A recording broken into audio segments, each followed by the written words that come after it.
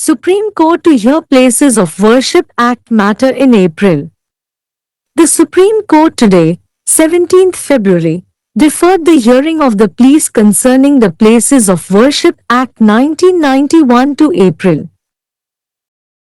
The bench of CJI Sanjeev Khanna and Justice Sanjay Kumar directed that the matter be listed for hearing in the week commencing 1st April. Notably, the matter was earlier heard by a three-judge bench comprising CJI Sanjeev Khanna, Justice Sanjay Kumar and Justice K.V. Viswanathan. The bench is seized of one set of petitions challenging the constitutionality of the Places of Worship, Special Provisions, Act 1991 and another set seeking the strict enforcement of the Act. Since the Chief's Court was sitting in a two-judge combination today, the matter was adjourned. In the morning session, when the counsels asked if new interventions could be allowed, the CJI replied, "There is a limit to which it can be filed. There's a number of petitions coming, we will see." Later on, the bench also took note of the multiple intervention applications being filed in the main matter and also similar writ petitions either challenging the impugned Act or seeking implementation of the Act. Considering the same, the bench directed that any pending writ petitions in which no notice has been issued would stand as dismissed. However, liberty was granted to such writ petitioners to file applications raising additional grounds in the ongoing matter itself. The bench was also informed that no counter affidavit has been filed yet by the union in the main matter. Sister Advocate Mr. Rakesh Dwivedi appeared for main petitioner Ashwini Kumar Upadhyay. Sister Advocates Dushyant Dave, Vikas Singh and Advocate Nizam Pasha also appeared for other parties. What is the challenge about? And the key developments. The lead petition, Ashwini Kumar Upadhyay v. Union of India, was filed in 2020 in which the court issued notice to the union government in March 2021. Later, few other similar petitions were also filed challenging the statute which seeks to preserve the status quo with respect to religious structures as they stood on 15 August 1947 and prohibits legal proceedings seeking their conversion.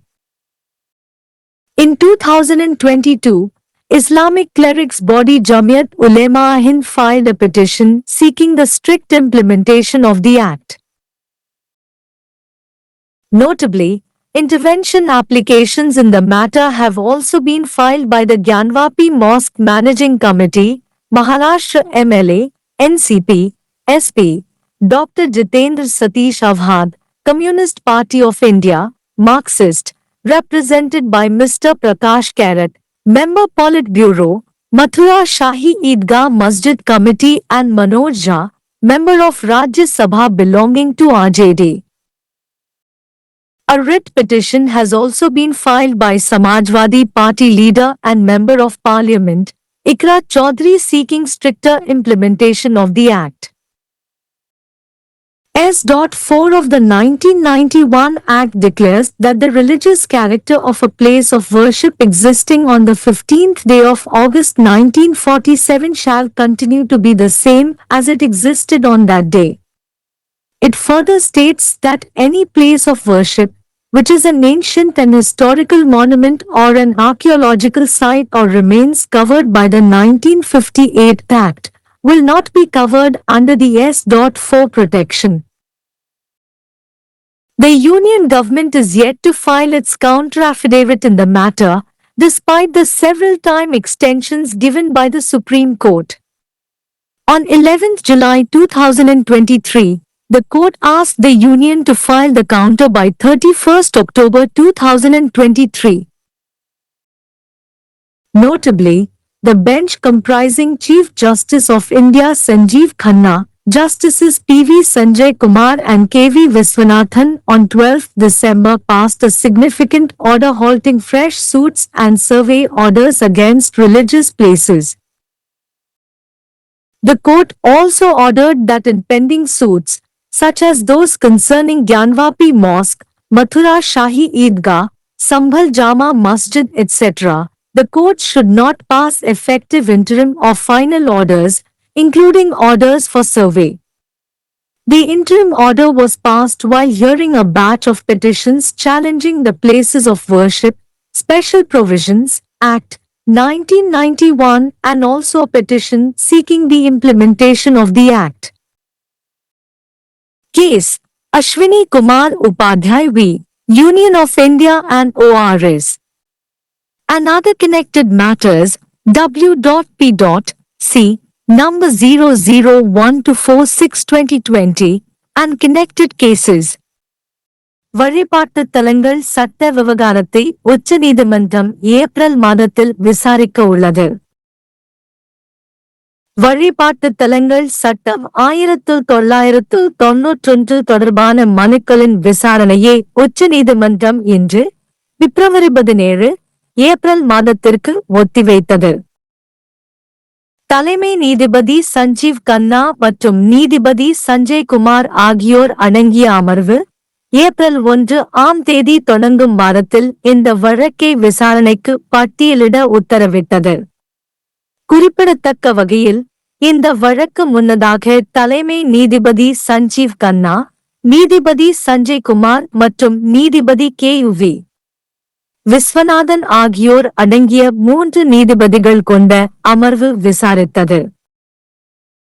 வழிபாட்டு தலங்கள் சிறப்பு ஏற்பாடுகள் சட்டம் 1991 இன் அரசியலமைப்பு சட்டத்தை எதிர்த்து ஒரு தொகுப்பு மனுக்களையும், சட்டத்தை கடுமையாக அமல்படுத்த கோரும் மற்றொரு தொகுப்பு மனுக்களையும் அமர்வு எடுத்துக் கொண்டது.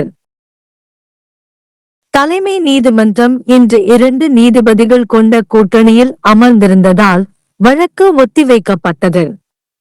காலை அமர்வில் புதிய தலையீடுகளை அனுமதிக்க முடியுமா என்று வழக்கறிஞர்கள் கேட்டபோது தலைமை நீதிபதி பதிலளித்தார், அதை தாக்கல் செய்ய ஒரு வரம்பு உள்ளது, பல மனுக்கள் வருகின்றன, பார்ப்போம். பின்னர் பிரதான வழக்கில் தாக்கல் செய்யப்பட்ட பல தலையீட்டு மனுக்கள் மற்றும் தடை செய்யப்பட்ட சட்டத்தை எதிர்த்து அல்லது சட்டத்தை செயல்படுத்த கோரி தாக்கல் செய்யப்பட்ட இதே போன்ற ரிட் மனுக்கள் குறித்தும் அமர்வு கவனத்தில் கொண்டது. இதையே கருத்தில் கொண்டு எந்த அறிவிப்பும் வெளியிடப்படாத நிலுவையில் உள்ள எந்தவொரு ரிட் மனுக்களும் தள்ளுபடி செய்யப்பட்டதாகவே கருதப்படும் என்று அமர்வு உத்தரவிட்டது. இருப்பினும் அத்தகைய ரிட் மனுதாரர்கள் நடந்து வரும் வழக்கில் கூடுதல் காரணங்களை எழுப்பும் விண்ணப்பங்களை தாக்கல் செய்ய சுதந்திரம் வழங்கப்பட்டது. பிரதான வழக்கில் தொழிற்சங்கத்தால் இதுவரை எந்த எதிர் பிரமாண பத்திரமும் தாக்கல் செய்யப்படவில்லை என்றும் அமர்வுக்கு தெரிவிக்கப்பட்டது. பிரதான வழக்கில் அஸ்வினி குமார் உபாத்யாய் சார்பாக சீனியர் வழக்கறிஞர் திரு. ராகேஷ் திவேதி ஆஜரானார். மற்ற தரப்பினருக்காக சீனியர் வழக்கறிஞர்கள் துஷ்யந்த் தேவ், விகாஸ் சிங் மற்றும் வழக்கறிஞர் நிஜாம் பாஷா ஆகியோரும் ஆஜரானார்கள். சவால் என்ன மற்றும் முக்கிய முன்னேற்றங்கள். முன்னணி மனு அஸ்வினி குமார் உபாத்யாய் எதிர் இந்திய ஒன்றியம் 2020 இல் தாக்கல் செய்யப்பட்டது. அதில் நீதிமன்றம் மார்ச் 2021 இல் மத்திய அரசுக்கு நோட்டீஸ் அனுப்பியது. பின்னர் ஆகஸ்ட் 15, 1947 இல் இருந்த மத கட்டமைப்புகள் தொடர்பான தற்போதைய நிலையை பாதுகாக்க முயலும், அவற்றை மாற்றக் கோரும் சட்ட நடவடிக்கைகளை தடை செய்யும் சட்டத்தை எதிர்த்து இதே போன்ற வேறு சில மனுக்களும் தாக்கல் செய்யப்பட்டன. 2022 இல் இஸ்லாமிய மதகுருமார்கள் அமைப்பான ஜமியத் உலேமா ஹிந்த் இந்த சட்டத்தை கடுமையாக செயல்படுத்த கோரி ஒரு மனுவை தாக்கல் செய்தது. குறிப்பாக இந்த விஷயத்தில் தலையீட்டு விண்ணப்பங்களை ஞானவாபி மசூதி நிர்வாகக் குழு, Maharashtra MULEK, NUCP, SUP, doctor Jitendra Satish Awhad, இந்திய கம்யூனிஸ்ட் கட்சி, மார்க்சிஸ்ட், திரு. பிரகாஷ் காரத், பொலிட் பீரோ உறுப்பினர், மதுரா ஷாஹி இத்கா மசூதி குழு மற்றும் AJTயைச் சேர்ந்த ராஜ்யசபா உறுப்பினர் மனோஜ் ஜா ஆகியோரும் தாக்கல் செய்துள்ளனர். இந்த சட்டத்தை கடுமையாக அமல்படுத்தக் கோரி சமாஜ்வாதி கட்சி தலைவரும் நாடாளுமன்ற உறுப்பினருமான இக்ரா சவுத்ரி ஒரு ரிட் மனுவையும் தாக்கல் செய்துள்ளார்.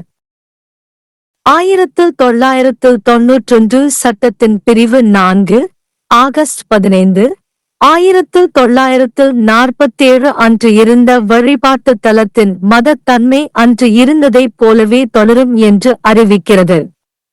மேலும் ஒரு பழங்கால மற்றும் வரலாற்று நினைவுச் சின்னம் அல்லது தொல்பொருள் தளம் அல்லது 1958 சட்டத்தால் மூடப்பட்டிருக்கும் எந்தவொரு வழிபாட்டு தலமும் பிரிவு 4 பாதுகாப்பின் கீழ் வராது என்றும் அது கூறுகிறது. உச்சநீதிமன்றம் பல முறை கால நீட்டிப்பு வழங்கிய போதிலும் இந்த விஷயத்தில் மத்திய அரசு இன்னும் தனது எதிர் பிரமாண பத்திரத்தை தாக்கல் செய்யவில்லை. ஜூலை 11, 2023 அன்று அக்டோபர் 31, 2023க்குள் எதிர் மனுவை தாக்கல் செய்யுமாறு நீதிமன்றம் யூனியனை கேட்டுக்கொண்டது. குறிப்பாக இந்திய தலைமை நீதிபதி சஞ்சீவ் கன்னா, நீதிபதிகள் PV சஞ்சய் குமார் மற்றும் KUV விஸ்வநாதன் ஆகியோர் அடங்கிய அமர்வு டிசம்பர் 12 அன்று மதத்தலங்களுக்கு எதிரான புதிய வழக்குகள் மற்றும் கணக்கெடுப்பு உத்தரவுகளை நிறுத்தி ஒரு குறிப்பிடத்தக்க உத்தரவை பிறப்பித்தது. நிலுவையில் உள்ள வழக்குகளில் ஞானவாபி மசூதி, மதுரா ஷாஹி இத்கா, சம்மல் ஜமா மசூதி போன்றவை நீதிமன்றங்கள் கணக்கெடுப்பு உத்தரவுகள் உட்பட இடைக்கால அல்லது இறுதி உத்தரவுகளை பிறப்பிக்கக் கூடாது என்றும் நீதிமன்றம் உத்தரவிட்டது. வழிபாட்டுத் தலங்கள், சிறப்பு ஏற்பாடுகள் சட்டம் 1991 ஐ எதிர்த்து தொடரப்பட்ட ஒரு தொகுதி மனுக்களையும் இந்த சட்டத்தை செயல்படுத்த கோரும் மனுவையும் விசாரித்த போது இந்த இடைக்கால உத்தரவு பிறப்பிக்கப்பட்டது. வழக்கு அஸ்வினி குமார் உபாத்யாய் எதிர் இந்திய ஒன்றியம். பிற தொடர்புடைய பிற விஷயங்கள் WEPU CN 0012242020 மற்றும் தொடர்புடைய வழக்குகள். सुप्रीम कोर्ट अप्रैल में करेगा पूजा स्थल अधिनियम मामले की सुनवाई। सुप्रीम कोर्ट ने आज 17 फरवरी पूजा स्थल अधिनियम 1991 से संबंधित याचिकाओं की सुनवाई अप्रैल तक के लिए टाल दी। CJI संजीव खन्ना और जस्टिस संजय कुमार की बेंच ने निर्देश दिया कि मामले को 1 अप्रैल से शुरू होने वाले सप्ताह में सुनवाई के लिए सूचीबद्ध किया जाए। गौरतलब है कि इस मामले की सुनवाई पहले CJI संजीव खन्ना, जस्टिस संजय कुमार और जस्टिस KB विश्वनाथन की 3 जजों की बेंच ने की थी। इस बेंच के पास पूजा स्थल विशेष प्रावधान अधिनियम 1991 की संवैधानिकता को चुनौती देने वाली याचिकाओं का एक सेट और अधिनियम के सख्त क्रियान्वयन की मांग करने वाली एक अन्य सेट है। चूंकि आज चीफ कोर्ट में 2 जजों की बेंच बैठी थी, इसलिए मामले की सुनवाई स्थगित कर दी गई। सुबह के सत्र में जब वकीलों ने पूछा कि क्या नए हस्तक्षेप की अनुमति दी जा सकती है, तो CJI ने जवाब दिया, इसे दायर करने की एक सीमा है, कई याचिकाएं आ रही हैं, हम देखेंगे बाद में। पीठ ने मुख्य मामले में दायर किए जा रहे कई हस्तक्षेप आवेदनों और इसी तरह की रिट याचिकाओं पर भी ध्यान दिया, जो या तो विवादित अधिनियम को चुनौती दे रही हैं या अधिनियम के कार्यान्वयन की मांग कर रही हैं। इस पर विचार करते हुए पीठ ने निर्देश दिया कि कोई भी लंबित रिट याचिका जिसमें कोई नोटिस जारी नहीं किया गया है, खारिज मानी जाएगी। हालांकि ऐसे रिट याचिकाकर्ताओं को चल रहे मामले में अतिरिक्त आधार उठाते हुए आवेदन दायर करने की स्वतंत्रता दी गई। पीठ को यह भी बताया गया कि मुख्य मामले में संघ द्वारा अभी तक कोई जवाबी हल्फनामा दायर नहीं किया गया है। मुख्य याचिकाकर्ता अश्विनी कुमार उपाध्याय की ओर से वरिष्ठ अधिवक्ता श्री राकेश द्विवेदी पेश हुए। अन्य पक्षों की ओर से वरिष्ठ अधिवक्ता दुष्यंत दवे, विकास सिंह और अधिवक्ता निजाम पाशा भी पेश हुए। चुनौती किस बारे में है और मुख्य घटनाक्रम। मुख्य याचिका अश्विनी कुमार उपाध्याय बनाम भारत संघ 2020 में दायर की गई थी, जिसमें न्यायालय ने मार्च 2021 में केंद्र सरकार को नोटिस जारी किया था। बाद में कुछ अन्य समान याचिकाएं भी उस कानून को चुनौती देते हुए दायर की गईं, जो धार्मिक संरचनाओं के संबंध में 15 अगस्त 1947 को यथास्थिति बनाए रखने की मांग करता है और उनके रूपांतरण की मांग करने वाली कानूनी कार्यवाही पर रोक लगाता है। 2022 में इस्लामिक मौलवियों के निकाय जमीयत उलेमाए हिंद ने अधिनियम के सख्त कार्यान्वयन की मांग करते हुए एक याचिका दायर की। विशेष रूप से इस मामले में ज्ञानवापी मस्जिद प्रबंध समिति, महाराष्ट्र विधायक NCP SP doctor Jitendra Satish Awhad, भारतीय कम्युनिस्ट पार्टी, मार्क्सवादी श्री प्रकाश करात, सदस्य पोलित ब्यूरो द्वारा प्रतिनिधित्व, मथुरा शाही ईदगाह मस्जिद समिति और राजद से संबंधित राज्यसभा सदस्य मनोज झा द्वारा भी हस्तक्षेप आवेदन दायर किए गए हैं। समाजवादी पार्टी की नेता और सांसद इकरा चौधरी ने भी इस अधिनियम के सख्त क्रियान्वयन की मांग करते हुए एक रिट याचिका दायर की है। 1991 के अधिनियम की धारा 4 में कहा गया है कि 15 अगस्त 1947 को मौजूद पूजा स्थल का धार्मिक चरित्र वैसा ही बना रहेगा जैसा उस दिन था। इसमें आगे कहा गया है कि कोई भी पूजा स्थल जो एक प्राचीन और ऐतिहासिक स्मारक या पुरातात्विक स्थल या 1958 के अधिनियम के अंतर्गत आता है, धारा 4 के संरक्षण के अंतर्गत नहीं आएगा। केंद्र सरकार ने सुप्रीम कोर्ट द्वारा कई बार समय विस्तार दिए जाने के बावजूद मामले में अभी तक अपना जवाबी हल्फनामा दाखिल नहीं किया है। 11 जुलाई 2023 को कोर्ट ने केंद्र सरकार से 31 अक्टूबर 2023 तक जवाबी हल्फनामा दाखिल करने को कहा। विशेष रूप से भारत के मुख्य न्यायाधीश संजीव खन्ना, न्यायमूर्ति पीवी संजय कुमार और केवी विश्वनाथन की पीठ ने 12 दिसंबर को धार्मिक स्थलों के खिलाफ नए मुकदमों और सर्वेक्षण आदेशों पर रोक लगाते हुए एक महत्वपूर्ण आदेश पारित किया। न्यायालय ने यह भी आदेश दिया कि लंबित मुकदमों जैसे ज्ञानवापी मस्जिद, मथुरा शाही ईदगाह, संभल जामा मस्जिद आदि से संबंधित में न्यायालयों को सर्वेक्षण के आदेश सहित प्रभावी अंतरिम या अंतिम आदेश पारित नहीं करने चाहिए। अंतरिम आदेश पूजा स्थल विशेष प्रावधान अधिनियम 1991 को चुनौती देने वाली याचिकाओं और अधिनियम के क्रियान्वयन की मांग करने वाली याचिका पर सुनवाई करते हुए पारित किया गया। मामला अश्विनी कुमार उपाध्याय बनाम भारत संघ और अन्य संबंधित मामले W.PC संख्या 0012462020 और संबंधित मामले